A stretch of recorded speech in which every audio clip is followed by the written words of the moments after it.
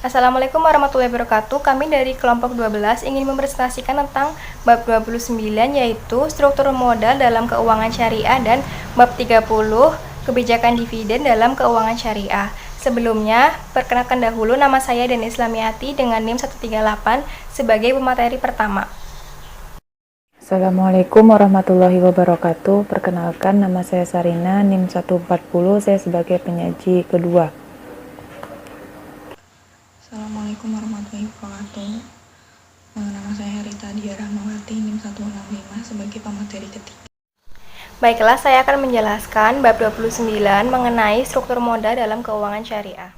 Modal merupakan faktor yang amat penting bagi perkembangan dan kemajuan bank sekaligus menjaga kepercayaan masyarakat.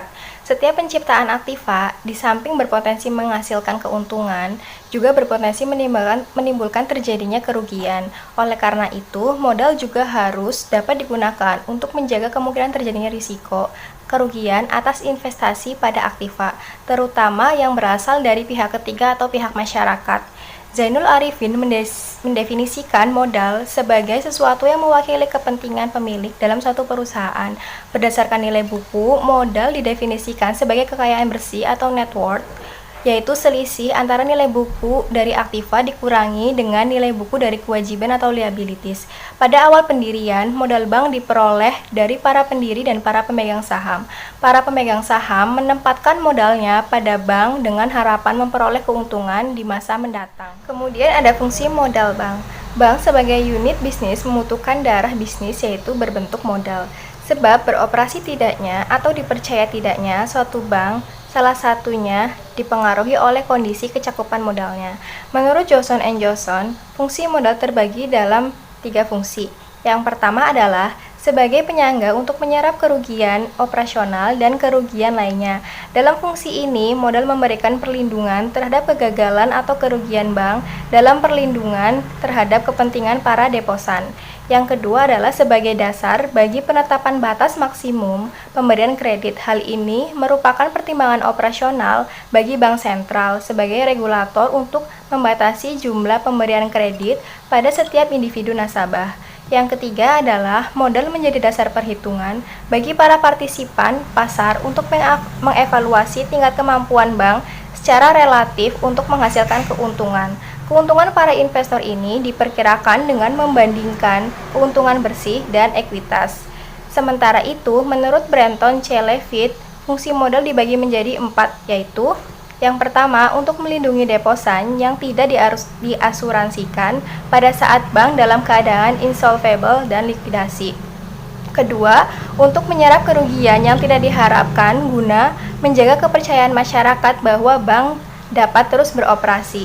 Yang ketiga, untuk memperoleh sarana fisik dan kebutuhan dasar lainnya yang diperlukan untuk menawarkan pelayanan bank. Dan yang keempat adalah sebagai alat pelaksanaan peraturan pengendalian ekspansi aktiva yang tidak tepat. Kemudian sumber-sumber permodalan syariah. Dalam perbankan konvensional, menurut Hempel, sumber-sumber dijelaskan sebagai berikut. Pinjaman subordinasi yang terdiri dari semua bentuk kewajiban bunga yang dibayarkan kembali dalam jumlah yang pasti dalam jangka waktu tertentu. Penentuan sumber-sumber modal bank yang tepat adalah didasarkan atas beberapa fungsi penting yang dapat diperani oleh modal bank. Misalnya, modal harus berfungsi menyediakan proteksi terhadap kegagalan bank, maka sumber yang paling tepat adalah modal ekuitas. Modal ekuitas merupakan penyangga untuk menyerap kerugian dan kecakupan penyangga itu adalah kritikal bagi solvabilitas bank. Sedangkan sumber utama modal bank syariah adalah modal inti atau core capital dan kuasi ekuitas. Modal inti adalah modal yang berasal dari para pemilik bank yang terdiri dari modal yang disetor oleh para pemegang saham, cadangan, dan laba ditahan. Sedangkan kuasi ekuitas adalah dana-dana yang tercatat dalam rekening-rekening bagi hasil atau mudorobah. Modal inti inilah yang nantinya berfungsi sebagai penyangga dan penyerapan kegagalan atau kerugian bank dan melindungi kepentingan berfungsi sebagai penyangga dan penyerap kegagalan atau kerugian bank dan melindungi kepentingan para pemegang rekening titipan atau wadiah atau peminjaman court terutama atas aktiva yang didanai oleh modal sendiri dan dana-dana wadiah atau core. Kemudian kecakupan modal bank syariah. Kecakupan modal merupakan hal penting dalam bisnis perbankan, sebab kecakupan modal bank menunjukkan keadaannya yang dinyatakan dengan suatu rasio tertentu yang disebut rasio kecakupan modal atau Capital Adequacy Ratio atau CAR. Tingkat kecakupan modal dapat diukur dengan dua cara, yaitu yang pertama, membandingkan modal dengan dana-dana pihak ketiga. Perbandingan antara modal dengan pos-pos pasifa merupakan petunjuk tentang tingkat keamanan simpanan masyarakat pada bank. Perhitungannya merupakan rasio modal dikaitkan dengan simpanan pihak ketiga, yaitu giro, deposito, dan tabungan. Yang kedua adalah membandingkan modal dengan aktiva beresiko. Ukuran kedua inilah yang menjadi kesepakatan BIS, Bank for International Settlements, yaitu organisasi bank sentral dari negara-negara maju. Kesepakatan tentang ketentuan permodalan dengan menetapkan CAR, yaitu rasio minimum yang mendasarkan kepada perbandingan antara modal dengan aktiva bersih. Kemudian penerapan CAR untuk perbankan Indonesia. Bank-bank nasional maupun internasional harus memenuhi rasio kecakupan modal, sebab CAR merupakan aspek penting bagi dunia perbankan. Aspek-aspek penting bagi perbankan Indonesia terdiri dari beberapa pembahasan. Yang pertama adalah pengertian modal. Modal bank dibagi ke dalam modal inti dan modal pelengkap. Modal inti terdiri dari beberapa pembahasan, yaitu yang pertama, modal setor, yang merupakan modal yang disetor secara efektif oleh pemilik. Yang kedua adalah agio saham. Agio saham merupakan selisih lebih dari harga saham dengan nilai nominal saham. Yang ketiga adalah modal sumbangan. Modal sumbangan merupakan modal yang diperoleh kembali dari sumbangan saham. Yang keempat adalah cadangan umum. Cadangan umum yaitu cadangan yang dibentuk dari penyisihan laba yang ditahan dengan persetujuan RUPS. Yang kelima adalah cadangan tujuan. Cadangan tujuan merupakan bagian laba setelah pajak yang disisihkan untuk tujuan tertentu atas persetujuan RUPS. Yang keenam adalah laba ditahan. Laba ditahan merupakan saldo laba bersih setelah pajak yang oleh RUPS diputuskan untuk tidak dibagikan. Yang ketujuh adalah laba tahun lalu. Laba tahun lalu merupakan laba bersih tahun lalu setelah pajak yang belum ditetapkan penggunanya oleh RUPS. Yang kedelapan adalah laba tahun berjalan. Laba tahun berjalan merupakan laba sebelum pajak yang diperoleh dalam tahun berjalan. Bagian kekayaan bersih anak perusahaan yang laporan keuangannya dikonsolidasikan, yaitu modal inti anak perusahaan setelah dikompensasikan dengan penyertaan bank pada anak perusahaan tersebut. Kemudian, selain modal inti, terdapat modal pelengkap. Modal pelengkap terdiri atas cadangan-cadangan yang dibentuk bukan dari laba setelah pajak, serta pinjaman yang sifatnya dipersamakan dengan modal.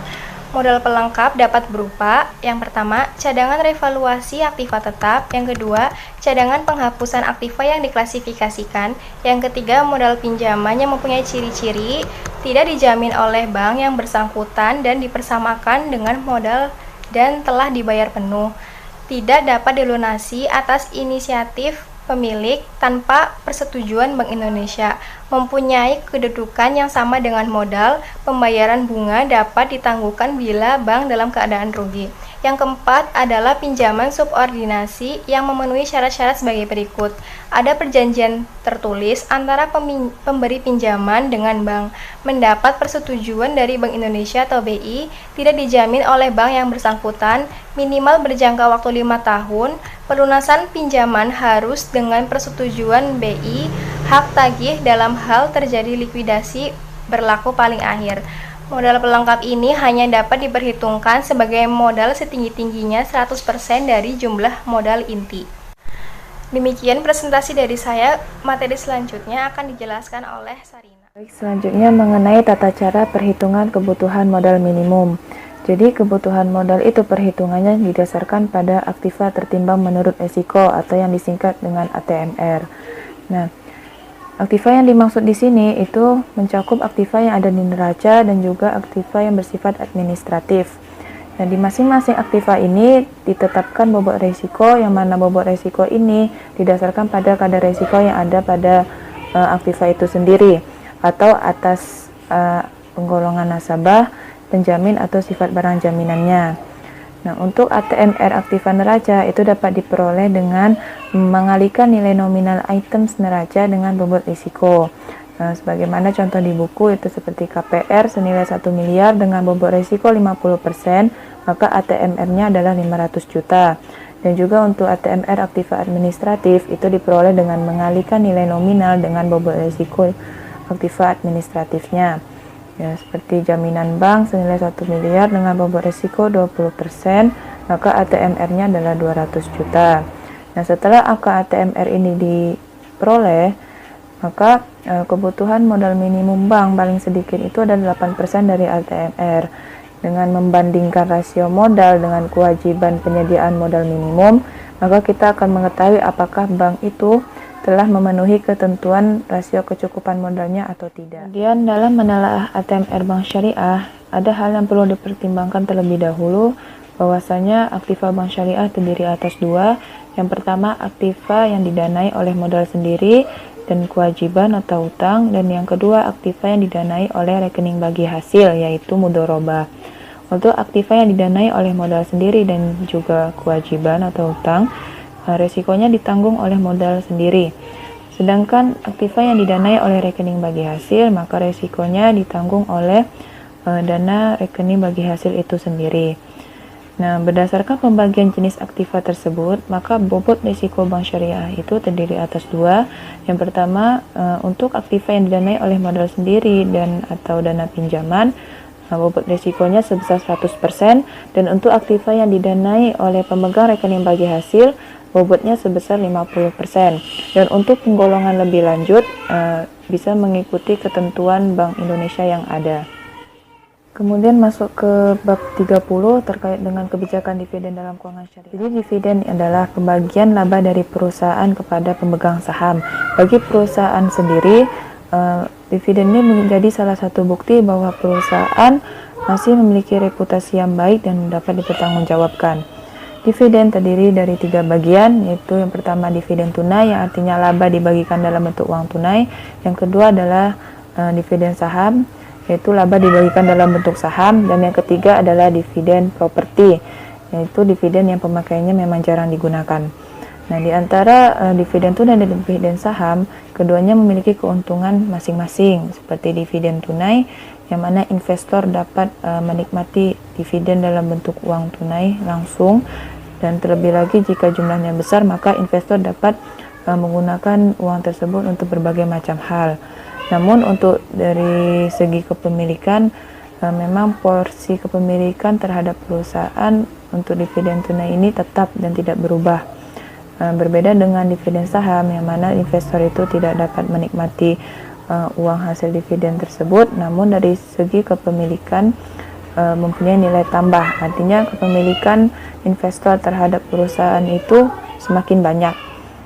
Selanjutnya mengenai dividen dalam perspektif syariah. Sebagaimana kita ketahui bahwa perusahaan itu dibentuk oleh 2 orang atau lebih atau badan hukum dengan melakukan syirkah atau kerjasama dalam bentuk modal. Kerjasama dalam syirkah amwal ini biasa dikenal dengan syirkah musahamah. Syirkah musahamah merupakan penyertaan modal usaha yang dihitung dengan jumlah saham yang diperdagangkan di pasar modal, sehingga pemiliknya dapat berganti-ganti dengan mudah dan cepat. Namun terdapat khilafiyah di antara para ulama terkait hukum kebolehan syirkah musahamah ini.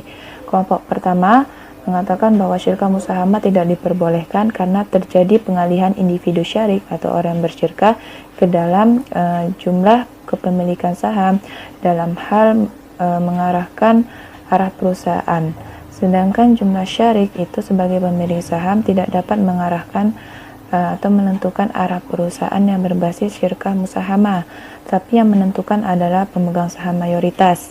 Dan kelompok kedua mengatakan bahwa syirkah musahamah diperbolehkan selagi kegiatan usaha itu tidak mengandung objek yang diharamkan dan juga tidak dengan cara-cara usaha yang diharamkan seperti riba dan perjudian. Kemudian badan usaha atau orang-orang yang bersyirkah itu membentuk persekutuan perdata, setidaknya mengandung 3 unsur. Yang pertama, persetujuan timbal balik sebagai awal pendirian. Yang kedua adalah penyertaan uang atau barang ide-ide, tenaga, dan yang ketiga adalah pembagian keuntungan sebagai tujuan dari bersyirkah itu.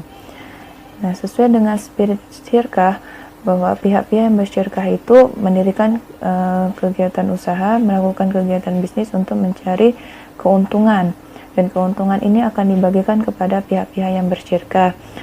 Syirkah atau bisnis itu pasti mempunyai dua konsekuensi, yaitu untung atau rugi. Jika untung maka akan dibagi berdasarkan nisbah, dan jika rugi akan dibagi berdasarkan penyertaan modal di awal. Dan dividen ini merupakan bagian dari keuntungan usaha yang akan dibagikan kepada pihak yang bersyirkah, dan ini dibolehkan dalam syariah. Kemudian terkait dengan makna dari kebijakan dividen, jadi kebijakan dividen merupakan rencana tindakan yang harus diikuti dalam menentukan keputusan dividen. Di perusahaan yang terus tumbuh dan berkembang, pada waktunya juga akan memperoleh keuntungan atau laba. Laba ini terdiri dari laba ditahan atau laba yang akan dibagikan. Mengenai penentuan besarnya dividen yang akan dibagikan, itulah yang merupakan kebijakan dividen dari pimpinan perusahaan. Kebijakan dividen merupakan suatu kebijakan yang dilakukan dengan pengeluaran biaya yang cukup mahal, karena perusahaan harus menyediakan dana dalam jumlah yang besar dalam hal untuk membagikan dividen. Perusahaan dengan tingkat kemampuan laba yang baik, yang tinggi, dan juga prospek yang baik pasti mampu untuk membagikan dividen. Sementara perusahaan yang sedang menghadapi masalah keuangan sudah dipastikan sulit untuk membayar dividen. Evaluasi pengaruh rasio pembayaran dividen dilakukan dengan melihat kebijakan dividen perusahaan sebagai keputusan pendanaan yang melibatkan laba ditahan. Setiap periode perusahaan itu pasti memutuskan apakah laba yang diperoleh itu akan ditahan atau akan dibagikan kepada pemegang saham sebagai dividen. Ketika perusahaan memiliki proyek investasi dengan pengembalian melebihi yang diminta, maka perusahaan akan menggunakan laba untuk mendanai proyek tersebut. Namun jika ada kelebihan laba setelah pendanaan investasi dilakukan, kelebihan itu didistribusikan kepada pemegang saham dalam bentuk dividen kas. Jika tidak ada kelebihan, maka dividen tidak akan dibagikan. Akan menyampaikan tentang faktor-faktor yang mempengaruhi kebijakan dividen. Yang pertama adalah undang-undang. Di sini undang-undang menetapkan bahwa dividen harus dibayar dari laba, baik laba berjalan maupun laba tahun lalu. Peraturan pemerintah menentukan pada 3 hal, yaitu peraturan laba bersih, larangan pengurangan modal, serta peraturan kepailitan. Lalu yang kedua adalah posisi likuiditas.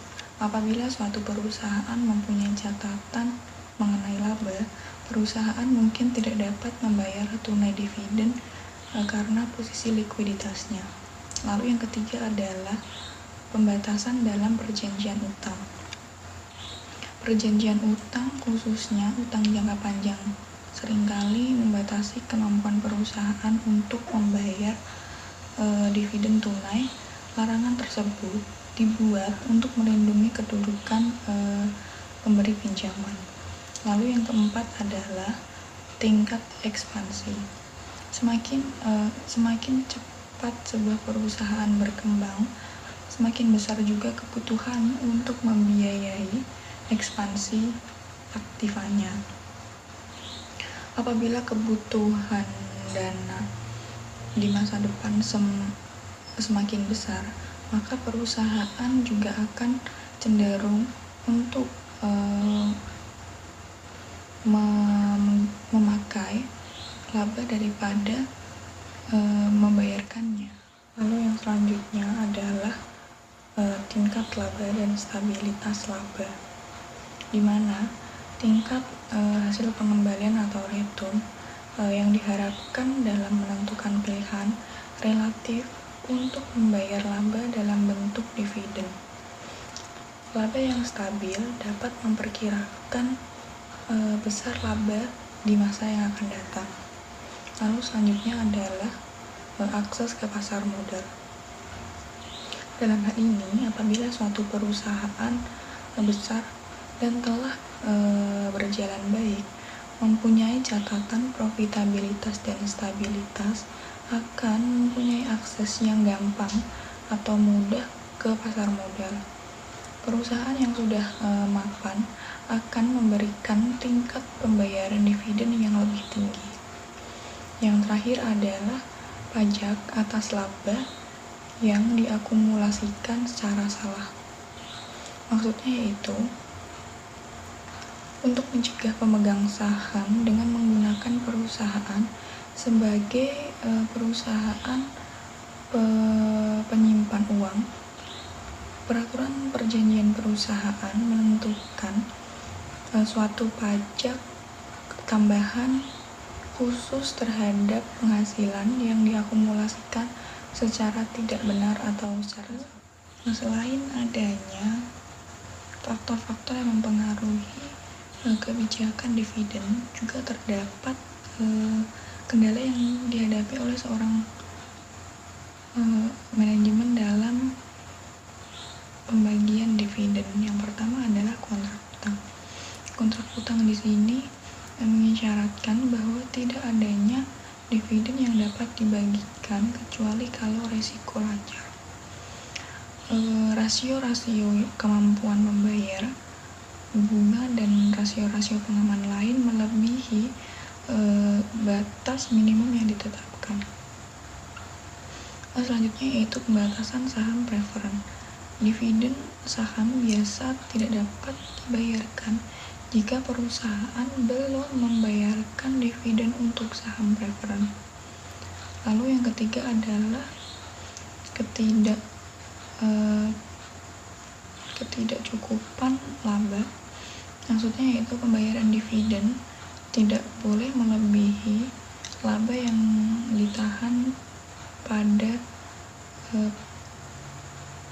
posisi neraca. Lalu yang keempat adalah ketersediaan kas. Dividen tunai dapat dibagikan hanya dengan uang kas.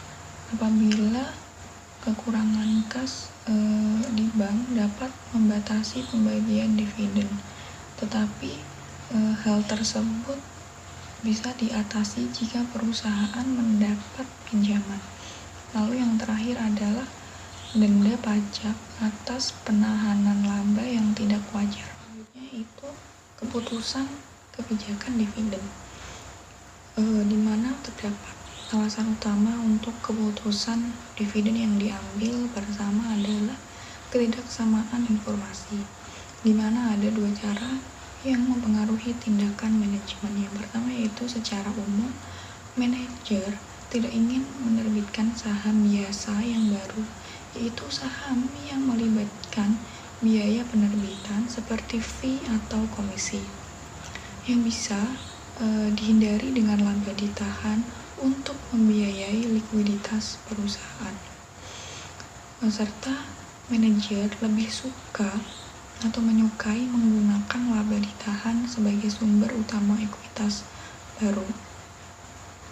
Lalu yang kedua adalah perubahan dividen memberikan syarat tentang keyakinan manajer, juga prospek perusahaan di masa depan. Pengurangan dividen juga memiliki pengaruh negatif terhadap harga saham perusahaan. Teori kebijakan dividen. Dalam pemberian dividen kepada para pemegang saham, biasanya manajer perusahaan akan melakukan berdasarkan teori-teori yang telah diyakininya. Yang pertama yaitu kebijakan dividen tanpa pajak. Di sini memiliki asumsi dasar. Yang pertama yaitu perusahaan tidak mempunyai utang. Yang kedua, tidak adanya pajak. Ketiga yaitu arus kas operasi dan rencana investasi yang sama. Lalu teori yang kedua adalah kebijakan dividen yang terkena pajak. Dalam hal ini ada 3 jenis tarif pajak. Yang pertama adalah tarif pajak proporsional.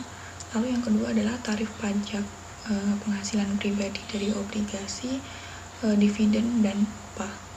Yang ketiga yaitu pajak keuntungan modal, di mana sepanjang pemegang saham akan lebih menyukai perusahaan yang tidak membayar dividen, dikarenakan mereka akan lebih diuntungkan jika dana tetap pada perusahaan atau yang dibayarkan melalui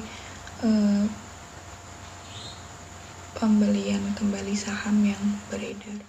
Selanjutnya yaitu teori preferensi investor, di mana terdapat ada 3 teori yang dijadikan sebagai bahan rujukan oleh investor dalam memilih objek investasi dan menambahkan dana.